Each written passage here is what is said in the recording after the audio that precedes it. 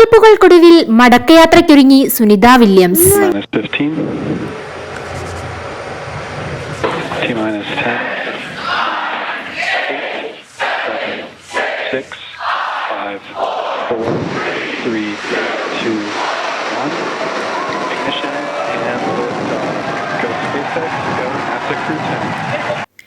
നമ്മളെല്ലാവരും പ്രതീക്ഷയോടെ കാത്തിരുന്ന സ്പേസ് എക്സ് ക്രൂ 10 വിക്ഷേപണം നടന്നു. ഇന്ത്യൻ സമയം ശനിയാഴ്ച പുലർച്ചെ 4:30 നാസയുടെ ഫ്ലോറിഡയിലെ കെന്നഡി സ്പേസ് സെന്ററിലെ 39 വിക്ഷേപണത്തറയിൽ നിന്ന് സ്പേസ് എക്സ് ഫാൽക്കൺ 9 റോക്കറ്റ് വിജയകരമായി കുതിച്ചുയർന്നത്. 2 തവണയായി നടത്താൻ നിശ്ചയിച്ചിരുന്ന വിക്ഷേപണം സാങ്കേതിക പ്രശ്നങ്ങളാൽ വൈകുകയായിരുന്നു.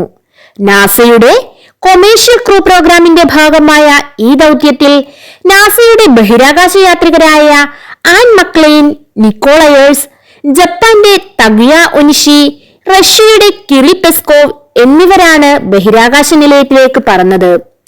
2024 ജൂണിൽ പറന്നുയർന്ന ബോയിംഗ് സ്റ്റാർലൈനർ ബഹിരാകാശ പേടകത്തിലെ സാങ്കേതിക തകരാറുകൾ മൂലം കഴിഞ്ഞ 9 മാസങ്ങളായി ബഹിരാകാശ നിലയത്തിൽ കുടുങ്ങിക്കിടക്കുന്ന സുനിത വില്യംസിനെയും ബുച്ച് വിൽമോറിനെയും തിരികെ ഭൂമിയിലേക്ക് എത്തിക്കുക എന്ന പ്രധാന ലക്ഷ്യമാണ് ഈ ദൗത്യത്തിനുള്ളത്. ക്രൂ അംഗങ്ങൾ മാർച്ച് 19 ബുധനാഴ്ചയോടുകൂടി ISSൽ നിന്ന് പുറപ്പെടുമെന്നുള്ള പ്രതീക്ഷയാണുള്ളത്. സുനിത വില്യംസിന്റെ ഈയൊരു തിരിച്ചുവരവ് ബഹിരാകാശ നിലയത്തിലെ ഒരു നീണ്ട കാലയളവിന്റെ പരിസമാപ്തിയെ കുറിക്കുന്നു. ലോകം മുഴുവൻ ഒരുപോലെ കാത്തിരിക്കുന്ന ഈയൊരു വിക്ഷേപണം ബഹിരാകാശ യാത്രികരുടെ തിരിച്ചുവരവ് മാത്രമല്ല, ഭാവിയിലെ ബഹിരാകാശ പര്യവേക്ഷണ ശ്രമങ്ങൾക്ക് വഴിയൊരുക്കുക കൂടിയാണ്.